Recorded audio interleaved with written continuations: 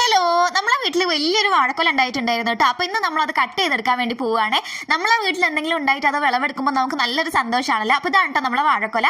ഇത് പാളയംകോടൻ പഴമായതുകൊണ്ട് തന്നെ അത് പഴുത്താലും നമുക്ക് അത്രത്തോളം കഴിക്കാൻ പറ്റില്ല. അപ്പോൾ ഇന്ന് നമുക്ക് കുറച്ചൊന്നും എടുത്ത് ഉണക്കി സൂക്ഷിക്കാമെന്ന് വിചാരിച്ചേ.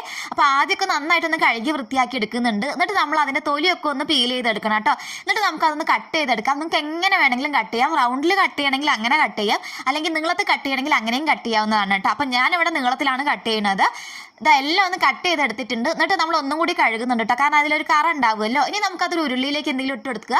പാകത്തിലുള്ള ഉപ്പും മഞ്ഞപ്പൊടിയും മുളക് പൊടിയും കൂടി ഇട്ട് നന്നായിട്ടൊന്ന് മിക്സ് ചെയ്യുക. നന്നായിട്ടൊന്ന് മിക്സ് ചെയ്തെടുത്തതിന് ശേഷം നമുക്കത് വേവാൻ ആവശ്യത്തിനുള്ള വെള്ളം ഒഴിച്ചു കൊടുക്കാവുന്നതാണ്. ഇനി നമുക്ക് അടുപ്പിൽ വെച്ചിട്ട് ഒക്കെ ഒന്ന് വേവിച്ചെടുക്കണേ. അങ്ങനെ വെന്തുടഞ്ഞൊന്നും പോരുത്, ജസ്റ്റ് ഒന്ന് വെന്താൽ മാത്രം മതി കേട്ടോ.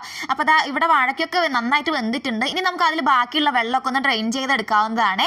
ഇനി നമുക്കത് എന്താ ചെയ്യേണ്ടതെന്ന് വെച്ചാൽ ഒരു 3-4 ദിവസം നന്നായിട്ടൊന്ന് വെയിലത്ത് വെച്ച് ഉണക്കിയെടുക്കണം കേട്ടോ. ഇങ്ങനെ എടുക്കുന്ന സമയത്ത് കിളുകിള് സൗണ്ട് ആവണ വരെ ഒന്ന് ഉണക്കി വെക്കണം. എന്നിട്ട് നമുക്ക് ആവശ്യത്തിനുള്ള കുപ്പിയിലൊക്കെ ഇട്ട് വെക്കാവുന്നതാണ്. ചിലപ്പോൾ കുറച്ചെടുത്ത് വറുത്ത് കാണിച്ചു തരാം. ഒന്നുമില്ല, കുറച്ചെടുക്കുക, എണ്ണയിലിട്ട് നന്നായിട്ട് വറുത്തെടുക്കുക. അപ്പോൾ സൂപ്പർ ടേസ്റ്റ് ഉള്ള വാഴയ്ക്ക വറ്റൽ റെഡി. അപ്പോൾ നമ്മുടെ വീഡിയോ ഇഷ്ടമാണെങ്കിൽ എല്ലാവരും നമ്മളെ സപ്പോർട്ട് ചെയ്യണേ. Thank you.